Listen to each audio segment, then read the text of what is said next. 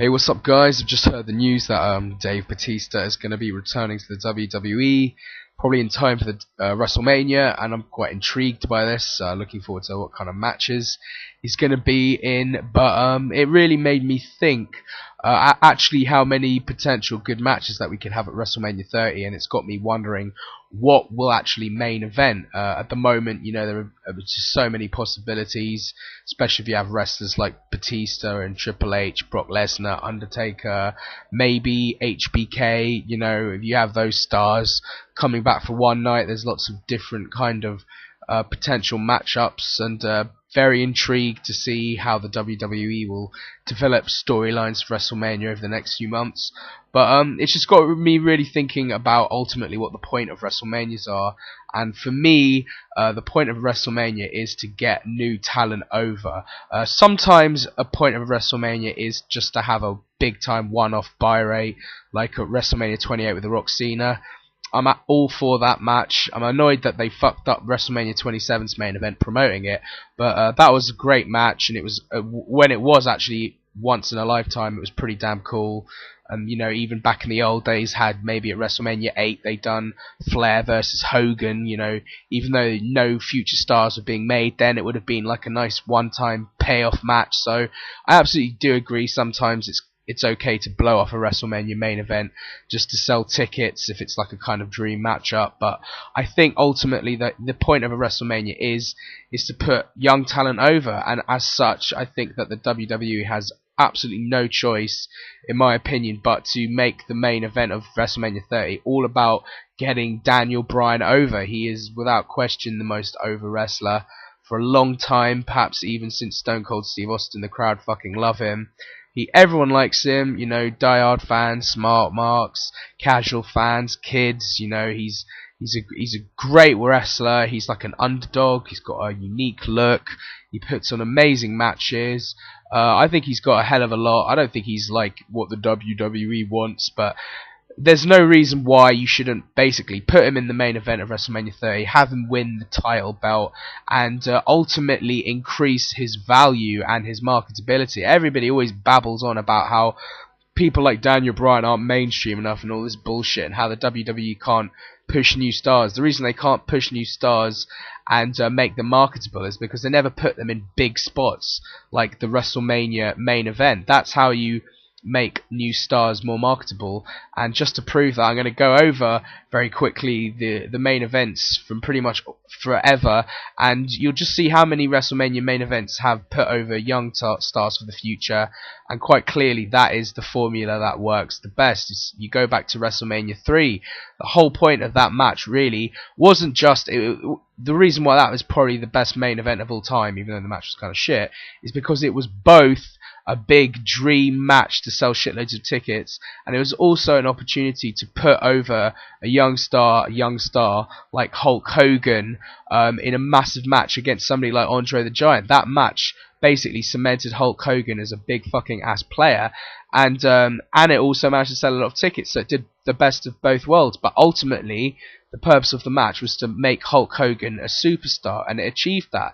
You go to WrestleMania 4, they could have quite easily gone for a rematch with Andre and Hogan, but what did they do instead? They actually built up the entire WrestleMania fucking card to get Randy Savage over. They basically had him winning all these matches, going to the main event, and winning the belt. So they basically cock-blocked Hogan to get Macho Man Savage over, build another star for the future, to then at WrestleMania 5 have that dream match payoff with Randy Savage and Hogan going up against each other. Then, WrestleMania 6, you had Ultimate Warrior going over, a new young star. WrestleMania 7, the main event, was not particularly good because it was just a kind of blow-off match to sell tickets. Hogan versus Sergeant Slaughter with the whole Iraq War bullshit. A very forgettable main event, so it didn't really achieve anything, to be completely honest. WrestleMania 8 main event was shit. Obviously, Psycho Sid versus Hogan should have been Flair Hogan. Had it been Flair Hogan, then would have been an appropriate time, as I said earlier, to have that kind of dream money-making match. Even if no new stars are being put over, it's okay to have that match every now and again. And the reason WrestleMania 9's main event was absolutely appalling is because A, you fucked over Bret Hart, and the person who fucked him over then got fucked over by a very past at Hulk Hogan. So that was just terrible, and there's nothing worse than a WrestleMania main event where young talent is buried, and that happened in that match. WrestleMania 10 was a great WrestleMania because it managed to get 2 wrestlers over. You have the first match of the night, Bret Hart loses clean to his brother Owen. Then Bret Hart goes on to win the title, elevating Bret Hart, and then you have that epic stare down at the end of the match between the 2 brothers. So that WrestleMania managed to put 2 wrestlers over at once, so that was fucking epic of it. WrestleMania 11 was pretty fucking shit because the main event payoff was Bam Bam Bigelow versus Lawrence Taylor. I'm English, so I don't give a shit about American football, so that kind of match sucked. No new stars. 12 was awesome because it got HBK over. 13 kind of wasn't that great because it was Undertaker Sid, but then you got that Bret Hart heel turn, and I guess Austin was over as shit earlier on in the night, so that WrestleMania ultimately did get Austin and Bret over as a heel. 14 got Austin over, epic. 15 even better, where he finally beats McMahon and the Corporation to win his belt back, brilliant stuff. 16, the main event wasn't that good, but I think that's mainly because it was a fatal 4-way instead of a 1-on-1 match. But ultimately, it did get Triple H over as his monster heel who would, side with the McMahon. So it actually did get Triple H over, so that was successful as getting new talent over WrestleMania 16. 17, the main event, it's probably the best main event of all time, is because it managed to do, like WrestleMania 3, be a massive, big-ass matchup, sell loads of fucking tickets, and it managed to get Austin over as a heel. I know people hate that it was a stupid decision. Of course it was a stupid decision, but that match was fucking memorable because of the heel turn. So that match managed to accomplish 2 things: getting Austin over as the guy coming back from an injury, winning the belt, and becoming a heel, and it was an epic sell-off match. So when you get both elements of a big dream matchup and pushing a young star, then you've got fucking gold. So WrestleMania 3 and 17 are great because of that. 17 and 3. 18 was kind of shit actually. I suppose it got Triple H over, but just wasn't very memorable. 19 got Lesnar over. 20, did it Benoit? It got Benoit over, but he wasn't exactly a young star. Then you had that amazing, moment with Eddie Guerrero and Chris Benoit hugging at the end. That was fantastic. 21 got Batista over. 22 got Cena over when Cena needed to be over. 23 Cena again, just about acceptable. 24 should Edge have beaten Undertaker? Maybe, but then it is the streak, so that's a tough one, but in many ways Edge still kind of got over in that match. 25, this is where it all goes fucking downhill, and in my opinion this is why the WWE has no good goddamn new stars. From WrestleMania 25 and on, 25 Randy Orton lost to Triple H, bad fucking decision, Randy Orton should have gone over. 26, as much as it was a good main event, it was between 2 old wrestlers, so no new stars. 27, The Miz got fucked over, that match was shit, and it was just there to promote 28, so that was a fucking blow-off. 28 was a great main event match, I actually really enjoyed it, so I'm completely fine with that big blow-off money-making match. 28, good shit. 29 could go fuck itself, completely tainted the once-in-a-lifetime legacy of 28, and it was a shit match, and we all knew who was going to win, and no new talent got over, so it's fucking awful, and I can't say I've heard that it really got that many buy rates. I don't know, maybe not, maybe it did.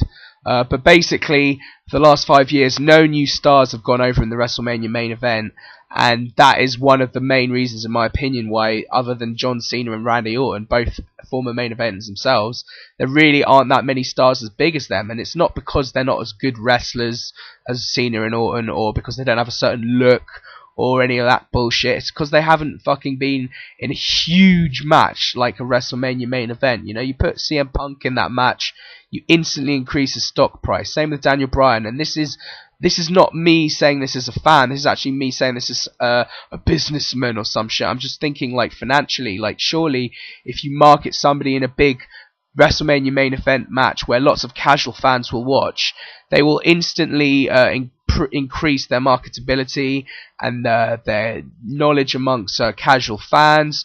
I was a casual fan for about 10 years between WrestleMania 19 and 18 and 28. I was a casual fan. I'd only watch WrestleMania once a year. and I would remember certain people. So I know if I was a casual fan watching Daniel Bryan beat Cena in the main event and the crowd going apeshit and chanting yes, I'd remember him and I'd be like, oh, that Daniel Bryan guy's really cool. Like, he's the underdog. He's a great wrestler. John Cena sucks and he's a new star. Cool, I'm going to support the new star. So I think plenty of casual fans will see that match, see Daniel Bryan. Hopefully, well, obviously he should win the belt that night. Win the belt, and then, you know, you just make him worth more money and fuck it. Then if you want, never put him in another main event ever again at WrestleMania. But if you put him in one, it will just increase his stock price and increase his merchandise and his recognizability and his mainstream exposure. So I mean, to me it's a fucking no-brainer that Daniel Bryan has to main event and win the WWE title at WrestleMania 30. They have to do it. It's a financial decision. And this doesn't mean that you can't still have big matches at WrestleMania 30 between two old stars. You can. Just put it in the fucking mid-card. You know, you still sell tickets. I made this argument earlier on this year. You should have put CM Punk and Undertaker in the main event. A, because it instantly makes it look like Undertaker might lose.